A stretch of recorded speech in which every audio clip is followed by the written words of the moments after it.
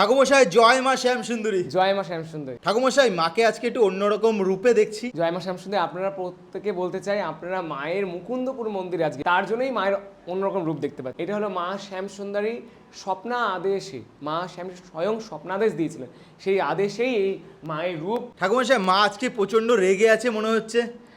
মা এখানে মাকে দেখে মনে হচ্ছে আপনার রাগী, কিন্তু আমার মনে হচ্ছে মা রাগের মধ্যে সুন্দর একটা হাসি আছে, হাসির মুখ আছে মা। কিন্তু মা এখানে কালী রূপে আছে, কালী, মহাকালী। মায়ের নাম হলো এখানে রিংসেশ্বরী মা। রিংসেশ্বরী। আচ্ছা ঠাকুমশাই মায়ের পাশে এনারা কারা? মায়ের পাশে এখানে শ্রীদেবী এবং ভূদেবী আছেন।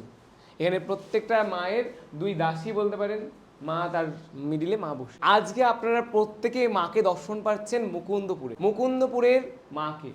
একে আপনারা শ্যামসুন্দরী মা বলেন, রিংসেশ্বরী মাও বলতে পারেন। এখানে মাকে যদি কোনো ভক্ত দর্শন করে তাহলে বলা হয় যাদের বাড়িঘর হচ্ছে না, যাদের বাড়িঘরের কোনো সমস্যা চলছে, যে সবাই যারা প্রত্যেকে ভাড়া বাড়িতে আছে, যারা আছে তারা এসে একবার মাকে এখানে দর্শন করুন। এটা মা শ্যামসুন্দরীর স্বয়ং আদেশ। যদি কোনো ভক্ত আমাকে এখানে দর্শন করে, এই রূপ দর্শন করে, তাহলে তারা বাস্তু ফিরে পাবে, তার বাড়ি হবে, ঘর হবে, নিজের জমি হবে। তাই যারা পারবেন অবশ্যই মাকে এখানে দর্শন করবেন।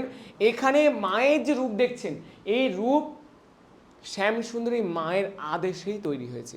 শ্যামসুন্দরী মা স্বয়ং স্বপ্নাদেশ দিয়েছিলেন, কারণ মা শ্যামসুন্দরী এখানেই থাকতেন। যখন মা শ্যামসুন্দরী যান এই মন্দির থেকে মায়ের মেন মন্দিরে, তখন মা আদেশ দেন যে আমার এই মন্দিরে আমার এই রূপ প্রতিষ্ঠিত হবে। তাই শ্যামসুন্দরী মাকেই আপনারা হিসাব মতো দর্শন পাচ্ছেন।